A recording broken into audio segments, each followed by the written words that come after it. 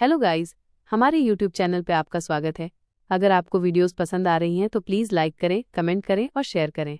अगर आपने चैनल को अभी तक सब्सक्राइब नहीं किया है तो प्लीज़ चैनल को सब्सक्राइब करें। गुलेरिया हाउस की हर दीवार इस समय शांत थी। हर कोना नींद की चादर में लिपटा हुआ था, सिवाय एक रूम के जिसमें करण बेचैनी से करवटें बदल रहा था। आज की रात उसके लिए एक पीसफुल नाइट नहीं थी। करण की आंखों में नींद नहीं, सवाल थे। उसका माइंड बार बार उसी फेस की तरफ खींचा चला जा रहा था जिसे उसने पार्टी में सिर्फ एक पल के लिए देखा था।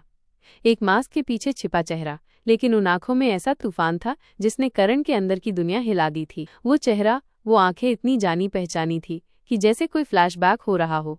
वो चेहरे की झलक जैसे करण को उसके बीते कल में खींच ले गई हो, एक ऐसा अतीत जिससे वो कभी उबर नहीं पाया था। करण की सांसें तेज थी और दिल बार बार यही सोच रहा था, क्या वो सच में स्वाति थी? क्या ये मेरी इमेजिनेशन है या वाकई में वो जिंदा है? अगर हाँ, तो इतने सालों तक वो कहाँ थी? और सबसे बड़ा सवाल, क्या मैं उसे दोबारा देख पाऊंगा? आज करण खुद को बेहद अकेला महसूस कर रहा था। वो किसी पर भी भरोसा नहीं कर पा रहा था। Whom to trust, whom to talk to? किसे बताएं अपने दिल की बात? कौन सुलझाएगा उसके मन की उलझनों को? वो चाहता था कि कोई उसके पास आके कहे, yes she is alive, don't worry, we will find her. पर ऐसा कुछ भी नहीं हो रहा था। सुबह होने को थी, पर करण की आंखें अभी भी खुली थी। उसका दिल, दिमाग दोनों उलझे हुए थे। उसके सामने सिर्फ एक ही तस्वीर बार बार आ रही थी, जब उसने उस शख्स से पार्टी में टक्कर ली थी। उस एक पल में जब वो नजदीक आया था तो करण ने उस शख्स के चेहरे से मास्क थोड़ा सा हटा भी लिया था। एक झलक, बस एक झलक ही काफी थी करण के भीतर भूचाल लाने के लिए। पर इससे पहले कि वो और कुछ समझ पाता, वो शख्स झट से पीछे हटा, फिर से अपना चेहरा ढक लिया और भीड़ में खो गया। करण ने अपनी जिंदगी के सबसे कीमती साल उस एक नाम को तलाशते हुए निकाल दिए थे। वो नाम जो कभी उसकी धड़कनों का हिस्सा था, जो कभी उसकी हर थॉट, हर ड्रीम में बसा करता था। उसने उसे ढूंढने की न जाने कितनी कोशिशें की थी। कभी किसी पुराने फ्रेंड से पूछा तो कभी किसी कॉन्फिडेंशियल सोर्स से जानकारी लेने की कोशिश की, लेकिन हर बार उसकी उम्मीदें फेल हो जाती थी। वो थक चुका था, पर कभी हारा नहीं था। आज जब इतने सालों बाद उसे एक झलक मिली तो करण के मन में अजीब सी बेचैनी फैल गई थी। एक तरफ अफसोस था कि वो समय पर उसे ढूंढ नहीं पाया, दूसरी तरफ दिल में हल्की सी खुशी भी थी कि शायद किस्मत ने फिर से उसे एक मौका दिया है, एक चांस अपने अधूरे रिश्ते को पूरा करने का। लेकिन इस बार करण जानता था वो चुप नहीं बैठेगा। अब वो किसी भी कीमत पर उस सच्चाई तक पहुंचना चाहता था। लेकिन बड़ा सवाल था, वो शख्स कौन था जिससे वो पार्टी में टकराया था? पार्टी की वो रात बार बार उसकी आंखों के सामने आ रही थी, वो भीड़, वो हल्की सी धक्का मुक्की, और तभी अचानक वो पल जब करण किसी से टकराया था। उस पल जब करण ने झुककर माफी मांगनी चाही तो उसकी नज़र उस शख्स के मास्क पर पड़ी थी। करण ने झट से उसका मास्क थोड़ा सा खींच दिया था। बस इतनी सी देर हुई थी, लेकिन उसे एक पल में जो चेहरा करण ने देखा उसने उसकी रूह तक हिला दी थी। पहले तो उसे कुछ समझ नहीं आया, लेकिन अब जब करण शांत होकर सोच रहा था तो उसका माइंड लगातार उसे वही चेहरा दिखा रहा था। करण की बेचैनी अब किसी हद को नहीं मान रही थी। उसके अंदर कुछ टूट रहा था और कुछ बनने की कोशिश भी कर रहा था। उसे समझ नहीं आ रहा था कि कहाँ से शुरू करे, किससे अपनी थॉट्स शेयर करे और किस पर इतना भरोसा करे कि वो उसका सच समझ सके। उसे बार बार एक ही नाम याद आ रहा था, अनिका। हाँ, सिर्फ अनिका ही थी जो उसके पुराने जख्मों को भी जानती थी और समझती थी, और उसकी आज की उलझनों को भी। उसे यकीन था कि अगर कोई इस मामले में उसकी हेल्प कर सकता है तो वो सिर्फ और सिर्फ अनिका थी। करण ने तय किया, अब और देर नहीं कर सकता, मुझे फौरन अनिका से बात करनी ही होगी। वहीं दूसरी ओर मारवा हाउस में मिडनाइट साइलेंस पसरा हुआ था। चारों तरफ एक सन्नाटा था, लेकिन उस सन्नाटे के बीच भी एक एनर्जी थी, एक हलचल जो आने वाले तूफान की आहट दे रही थी। अनिका अपने और रोहित के बेडरूम में बैठी थी। कमरे की लाइट धीमी थी, लेकिन उसके लैपटॉप स्क्रीन की रोशनी उसके चेहरे पर टिकी उसकी गहरी सोच को साफ बयां कर रही थी। वो अपनी डॉक्टर अमृता वाली ईमेल आईडी पर लॉगिन करके कुछ पुराने डॉक्यूमेंट्स चेक कर रही थी। दरअसल पिछले कुछ दिनों से उसे कुछ मेडिकल केस बहुत अजीब लग रहे थे और वो ये समझने की कोशिश कर रही थी कि क्या ये केस आपस में किसी पैटर्न में जुड़ते हैं। तभी अचानक उसका फोन बजने लगता है। पहले तो अनिका ने ध्यान नहीं दिया, लेकिन जब फोन बार बार वाइब्रेट करने लगा तो उसने लापरवाही से फोन उठाकर स्क्रीन की ओर देखा और अगले ही पल उसका चेहरा सनपट गया।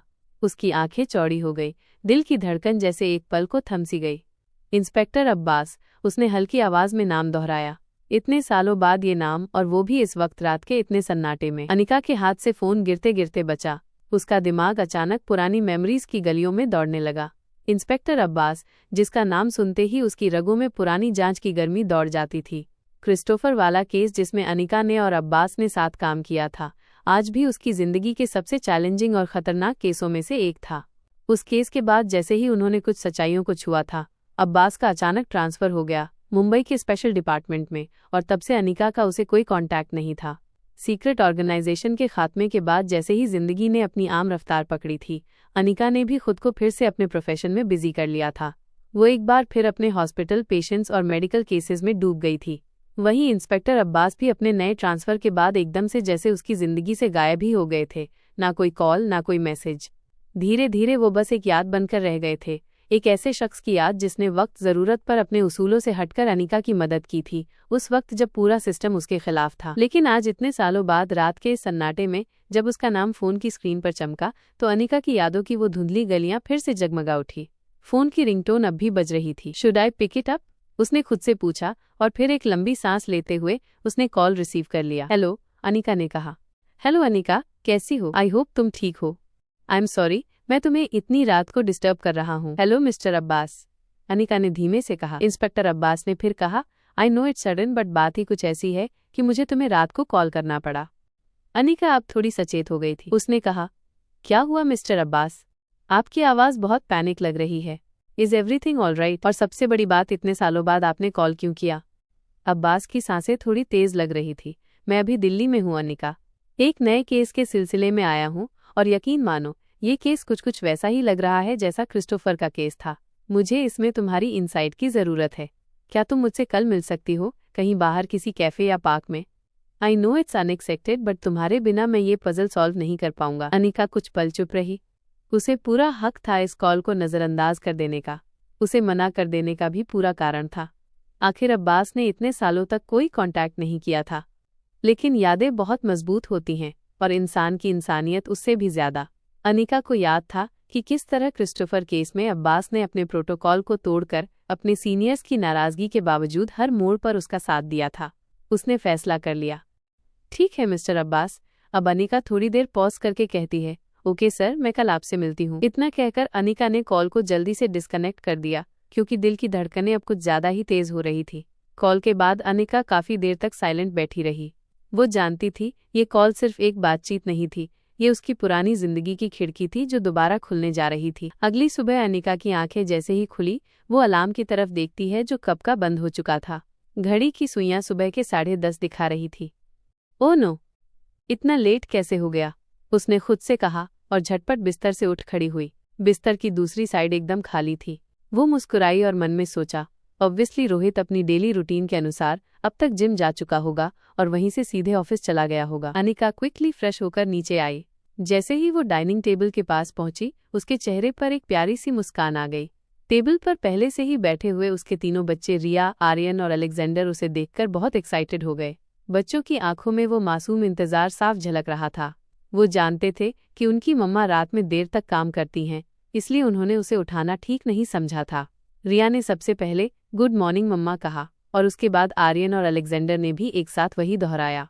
अनिका मुस्कुराते हुए बारी बारी से तीनों को गर्मजोशी से हग करती है और गुड मॉर्निंग कहती है। जब रिया की बारी आई तो उसने मम्मा के गले में प्यार से हाथ डालकर कहा, मम्मा, क्या हम आज गुलेरिया हाउस जा सकते हैं अपने छोटे भाई से मिलने के लिए? प्लीज। अनिका थोड़ी चौंकी, लेकिन साथ ही उसका चेहरा भी खिल गया। उसे याद आया कि बच्चे जब मारवा हाउस छोड़कर कुछ हफ्तों के लिए बाहर गए थे, उसी दौरान पिंकी ने एक प्यारे से बच्चे को जन्म दिया था। बच्चे अब तक अपने उस छोटे भाई से मिल नहीं पाए थे, और अब जब सब कुछ थोड़ा सेटल्ड था तो वो फिर से उसे नए पारिवारिक सदस्य से मिलने को एक्साइटेड थे। रिया की आंखों में वो चमक थी जो किसी लंबे अरसे के इंतजार के बाद मिलती है। वहीं आर्यन और अलेक्जेंडर भी टेबल के दूसरी तरफ हाथ में जूस ग्लास पकड़कर उसी खुशी में झूम रहे थे। Now we are not 3, we are 4, Aryan ने मुस्कुराते हुए कहा। यह more fun, more team, more noise, Alexander ने शरारत भरी हंसी के साथ कहा। अब आर्यन धीरे धीरे सीढ़ियों से नीचे आता है और अपने मन में सोच रहा होता है, पिंकी अब अकेली नहीं रहेगी।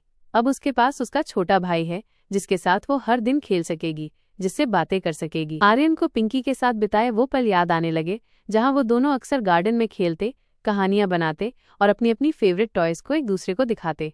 पिंकी, जिसे वो अच्छे से जानता था, एक बेहद सादगी, शांत और समझदार बच्ची जिसके चेहरे पर हमेशा एक मासूम मुस्कान होती थी। उसे याद आया कि पिंकी हमेशा उसी के साथ रहना चाहती थी, खासकर तब जब यश उनके साथ होता था। यश, जो अपनी हाइपर एक्टिव और चंचल हरकतों के लिए जाना जाता था, उसके लिए हर चीज एक न्यू एडवेंचर होती थी। वहीं पिंकी उसका पूरा उल्टा, न शोर शराबा, न झगड़ा और न ही बेवजह की भागदौड़। इसलिए उनके बीच दोस्ती कभी उतनी गहरी नहीं हो सकी।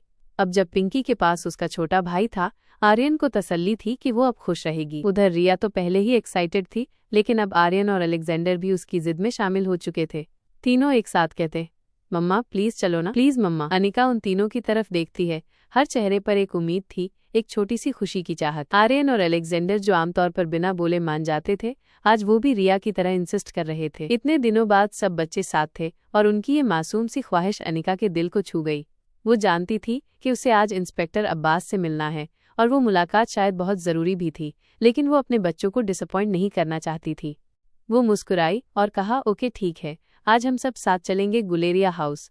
बच्चों की खुशी का ठिकाना नहीं रहा।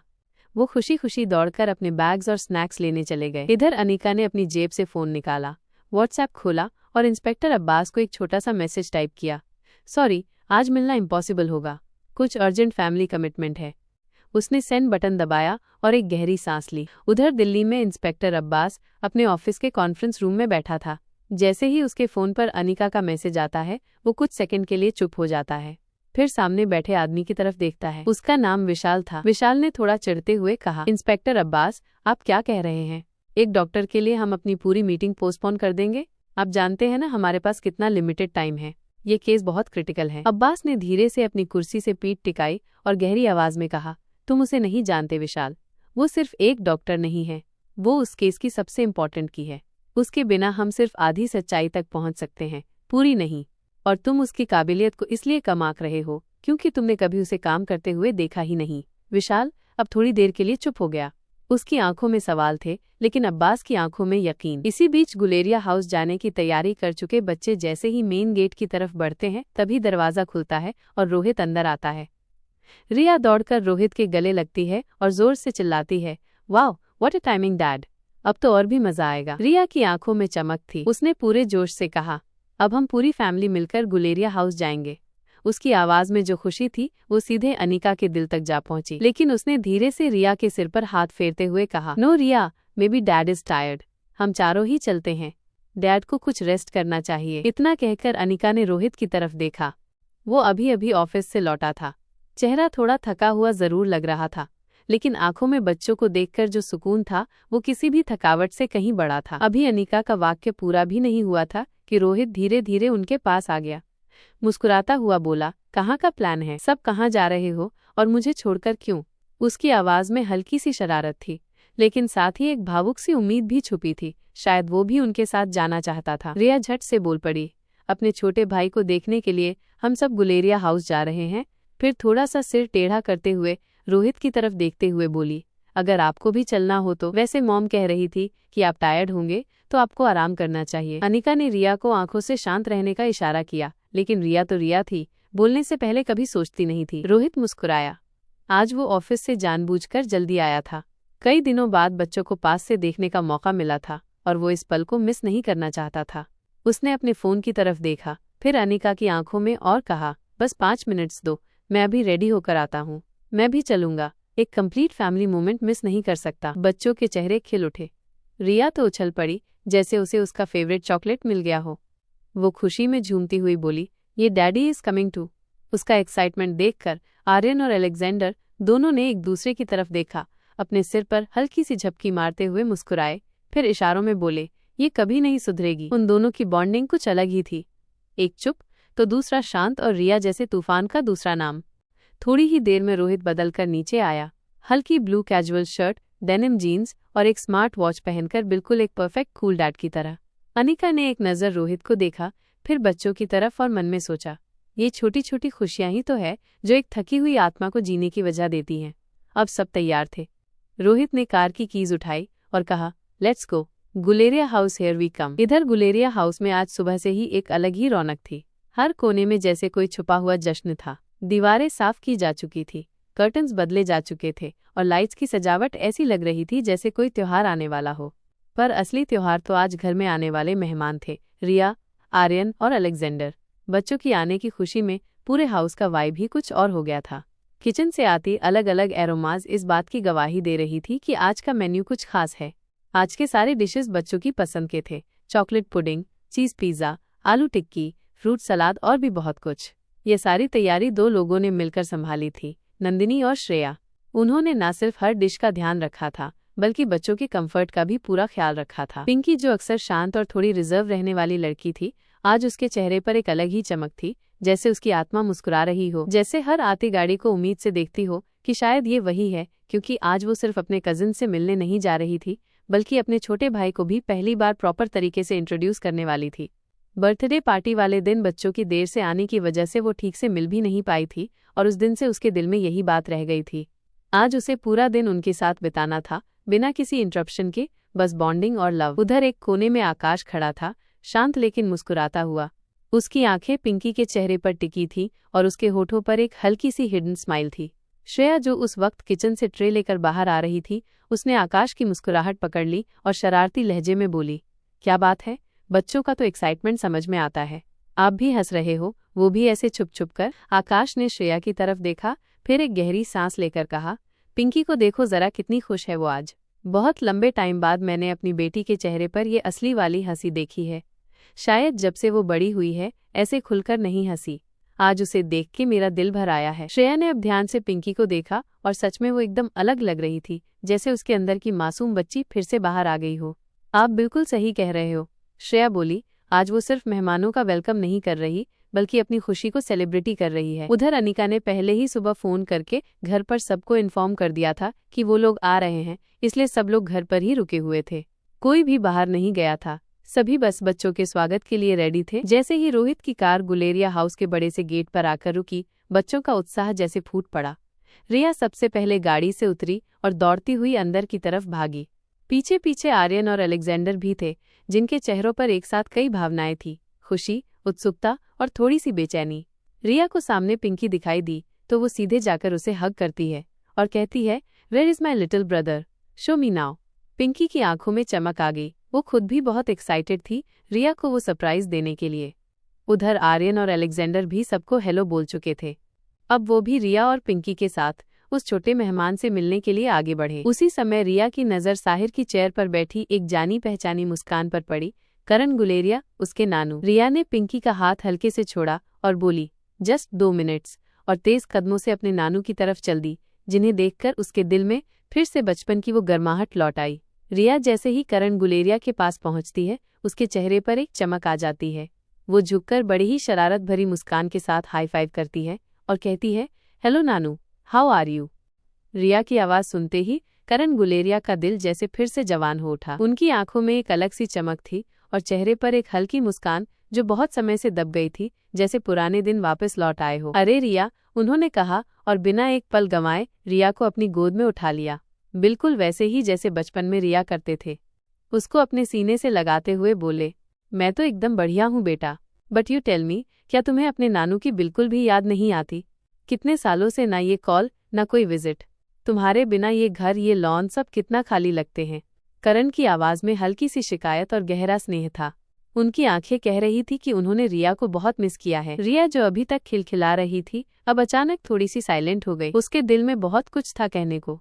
वो बताना चाहती थी कि क्यों वो नहीं आ सकी, क्यों सब कुछ इतना बदल गया था, क्यों उन्हें खुद को दूसरों से हाइड करना पड़ा। लेकिन उसे याद था अनिका मन में क्या समझाया था, किसी को भी शक नहीं होना चाहिए कि तुम लोग किसी मिशन पर हो। इसलिए रिया ने तुरंत अपने आप को संभाला और बड़ी मासूमियत से बोली, नानू, आपकी याद तो बहुत आती है, बट यू टेल मी, मैं अकेले यहाँ आती तो क्या अच्छा लगता, और वैसे भी आप खुद तो कभी मारवा हाउस आते नहीं, आप भी हमें इग्नोर करते हो। रिया की स्मार्टनेस और प्लेफुल एटीट्यूड देखकर करण गुलेरिया खुद भी हंस दिए। उन्होंने कहा, अरे वाह, तू तो बिल्कुल अपनी मॉम पर गई है, हाजिर जवाब और नटखट। अब दोनों की हंसी पूरे लिविंग एरिया में गूंज रही थी। घर के बाकी सदस्य भी उनकी बॉन्डिंग देखकर मुस्कुरा उठे। रिया के करण गुलेरिया से गले मिलने के कुछ ही क्षणों बाद अब पीछे से आर्यन और अलेक्जेंडर भी धीरे धीरे चलकर उनके पास आ जाते हैं। उन दोनों की चाल में वो सम्मान और प्यार साफ झलक रहा था, जो एक बच्चे को अपने दादा यानी नानू के लिए होना चाहिए। जैसे ही वे पास पहुंचे, दोनों ने एक साथ आगे झुककर करण गुलेरिया के फीट छू लिए और बोले, नानू, हाउ आर यू। करण का चेहरा इन दोनों बच्चों को देखकर जैसे और भी खिल उठा। उन्होंने तुरंत रिया को अपने लैप से उतारा और दोनों बच्चों को बारी बारी से अपने सीने से लगा लिया। God bless you my kids, तुम दोनों बिल्कुल ठीक ठाक लग रहे हो, बस ऐसे ही हमेशा खुश रहो।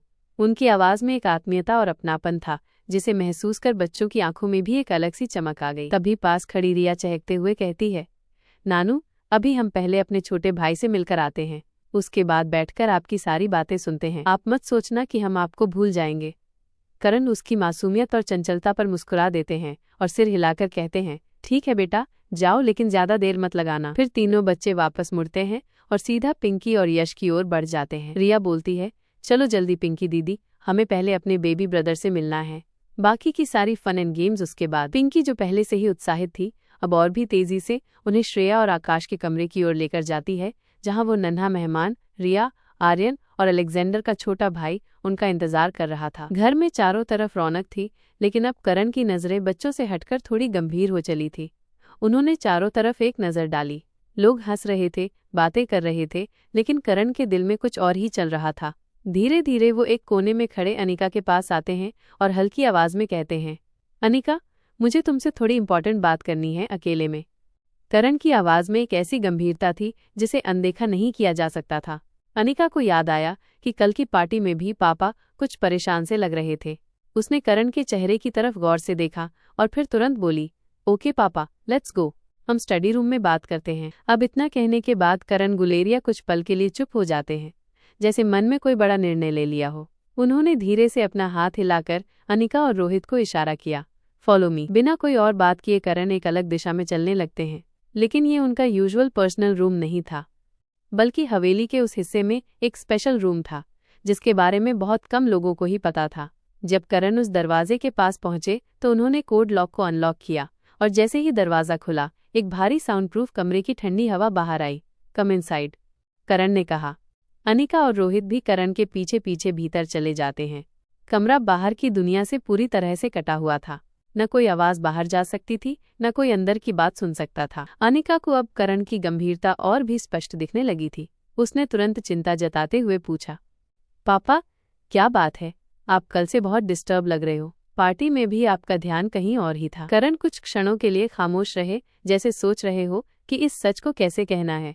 फिर गहरी सांस लेते हुए उन्होंने धीरे धीरे कहना शुरू किया, कल पार्टी में मैं एक अजनबी से टकरा गया था। उसके चेहरे पर एक ब्लैक मास्क था और उसने पूरी कोशिश की कि कोई उसे ना पहचाने, लेकिन जब मैंने क्यूरोसिटी में उसका मास्क उतारा तो एक पल के लिए लगा कि मैंने वो चेहरा कहीं देखा है, बहुत साल पहले। करण थोड़ी देर रुके, मानो उन यादों को समेट रहे हो जो अब धुंधली हो चुकी थी। लेकिन जैसे ही मेरी नजरें उसके चेहरे पर गई, उसने तुरंत अपना चेहरा फिर से ढक लिया और भीड़ में डिसअपियर हो गया। मैंने उसे रोकने की कोशिश की, लेकिन वो बहुत स्मार्टली वहां से निकल गया। अनिका की आंखें चौड़ी हो गई। उसने तुरंत सवाल किया, पापा, वो कौन था? आप उसे जानते हैं क्या? करण ने गहरी नजरों से अनिका की तरफ देखा और कहा, वो शख्स तुम्हारी माँ के लिए काम करता था। उसका नाम कोई भी ठीक से नहीं जानता था, लेकिन वो तुम्हारी माँ का सबसे लॉयल आदमी था। एक साइलेंट प्रोटेक्टर की तरह वो हमेशा उसकी परछाई बनकर रहता था। करण की बातों का असर अनिका के चेहरे पर साफ झलक रहा था। जब करण ने कहा, मैंने उसे बहुत ढूंढा लेकिन मुझे वो कहीं नहीं मिला, तो अनिका की आंखों में एक हल्की चमक आई और उसने अपने दिल की धड़कन को कंट्रोल करने की कोशिश की। उसे अब बिल्कुल यकीन हो गया था, करण जिस शख्स की बात कर रहे थे वो और कोई नहीं, बूढ़े बाबा ही थे। अनिका के लिए ये बात छुपी नहीं थी कि कल पार्टी में बूढ़े बाबा उसके लिए एक खास गिफ्ट लेकर आए थे, जो माँ यानी स्वाति मल्होत्रा ने खुद भेजा था। अनिका की नजरें एक पल को झुक गई। उसके जहन में कल की पार्टी का वो सीन फिर से चलने लगा, जब बूढ़े बाबा क्राउड में क्वाइटली आए थे और एक कॉर्नर में खड़े रहे और उसे देखकर मुस्कुराए थे। दरअसल बूढ़े बाबा कई सालों से गुलेरिया हाउस में ही थे, लेकिन इतने वर्षों तक उनका चेहरा इतना बैडली ब्रांड था कि किसी के लिए भी उनकी असली आइडेंटिटी पहचानना मुश्किल था। उनकी पूरी पर्सनालिटी बदल चुकी थी, लेकिन कुछ महीने पहले ही जब उनकी मेमोरी वापस आई थी तो उन्होंने खुद को स्वाति मल्होत्रा के हवाले कर दिया था। स्वाति ने अपनी आयुर्वेदिक इलाज और रेयर हर्ब से बूढ़े बाबा की हालत में काफी इम्प्रूवमेंट ला दिया था। अब उनका चेहरा धीरे धीरे फिर से अपनी पुरानी पहचान में ढलने लगा था और शायद कल पार्टी में करण उनसे टकरा गए थे, बिना ये जाने कि वो उनका ही पुराना भरोसेमंद साथी है। अनिका ने मन में सोचा, अगर मैंने कल ही पापा को बता दिया होता कि वो बूढ़े बाबा है तो शायद सवाल और बढ़ जाते, और सबसे बड़ी बात, अगर पापा को पता चल गया कि माँ अब भी जिंदा है तो न जाने क्या तूफान मच जाएगा। करण अब एकदम एक कदम और आगे बढ़ते हुए बोले, अगर वो आदमी अब भी जिंदा है तो इसका मतलब ये भी हो सकता है कि तुम्हारी माँ भी जिंदा हो। यह सुनकर अनिका ने कहा, पापा, आपकी बात सही हो सकती है, शायद माँ कहीं हो, लेकिन अगर वो जिंदा होती तो इतने सालों में एक बार तो हमसे मिलने आती। शायद वो आदमी अब जिंदा हो, लेकिन अब जब कोई सॉलिड प्रूफ ना हो, हमें कोई कंक्लूजन पर नहीं पहुंचना चाहिए। करण उसके जवाब को गौर से सुन रहे थे। उनकी आंखों में उम्मीद की एक हल्की सी चमक थी। अनिका ने बात आगे बढ़ने से रोक दी। उसने करण के कंधे पर हाथ रखा और हल्की मुस्कान के साथ कहा, डोंट वरी पापा, अगर कुछ है तो सच अपने आप सामने आएगा। अभी हमें थोड़ा पेशेंस रखना चाहिए। ये कहकर अनिका चुपचाप वहां से निकल गई। करण वहीं एक गहरी सोच में डूबे रहे। उनकी आंखें एक कमरे की दीवार पर टिकी थी, मानो वो उस भूले हुए अतीत के हर लेयर को फिर से देखने की कोशिश कर रहे हो। अब कई सवाल हवा में तैरने लगे थे। क्या करण कभी बूढ़े बाबा की असल पहचान तक पहुंच पाएंगे? क्या वो उस बड़े ट्रुथ को अनकवर कर पाएंगे जिससे स्वाति मल्होत्रा की मौत का रहस्य जुड़ा है? और आखिरकार इंस्पेक्टर अब्बास किस केस के सिलसिले में अनिका से अर्जेंटली मिलना चाहते हैं? इन सभी रहस्यों से पर्दा हटेगा अगले एपिसोड में। Stay tuned.